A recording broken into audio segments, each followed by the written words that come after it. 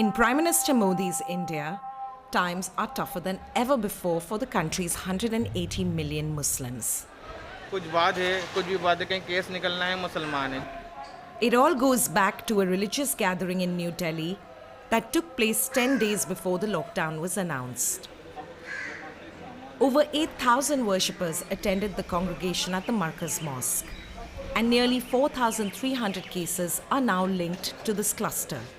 Online, tweets with the hashtags COVID Jihad and Corona Jihad appeared over 300,000 times.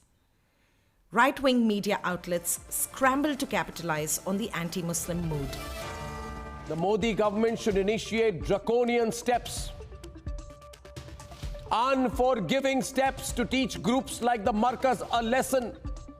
Make them pay. Only a few days later, 22-year-old Mehboob Ali was attacked by a Hindu mob on the outskirts of the capital. He was returning from the Markaz Mosque. Nizamuddin जितने बंदे पकड़े गए हैं सबका corona फलाने का plan था उनका यो प्लान था नहीं था. This form of Islamophobia is not new in India. In December 2019, nationwide protests erupted after Prime Minister Modi's Hindu nationalist government announced an amendment to India's citizenship laws that offered amnesty only to non-Muslim illegal immigrants from neighboring countries. It was widely criticized as being anti-Muslim. Hundreds and thousands of students, like Shaheen Abdullah, took to the streets in opposition. Like once the lockdown started, first thing they did is like whitewash all our graffitis which called out the Islamophobia. Shaheen's friends were arrested and charged under draconian anti-terrorism laws. There was a wave of arrests happening after the lockdown, and once we started to get news about people are getting picked up, people went underground. Even I got a call from the special branch asking like, where am I, what is my whereabouts, and they were doing everything to intimidate it. At the time of Corona, at the time of a medical lockdown, who is going to prioritize all these things? Young student activists like Shaheen live in fear of being slapped with sedition charges for so-called anti-national behavior.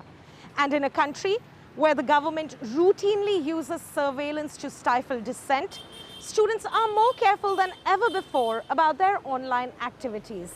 Critics say that the Prime Minister's government has used the pandemic to launch wide-scale surveillance tools through a contact tracing app called Arogya Setu. The app uses GPS tracking to locate and profile the population in order to monitor the spread of the virus. Already, it has been downloaded over 100 million times. Apar Gupta is worried about the potential misuse of the app.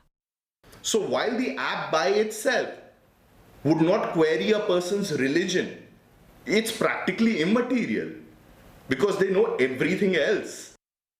For well-known Indian writer Arundhati Roy, all of this fits into a wider pattern.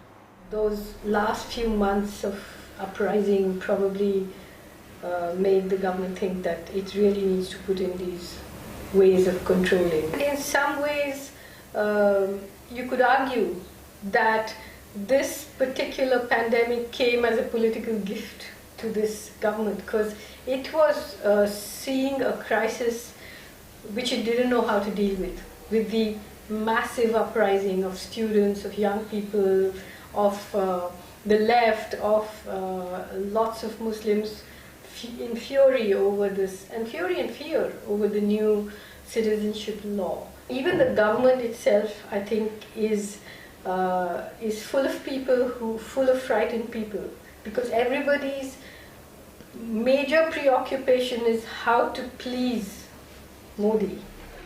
The Prime Minister faces staggering challenges in the days to come, as over 1 billion people look towards his government to find a way out of this crisis without undermining India's democracy.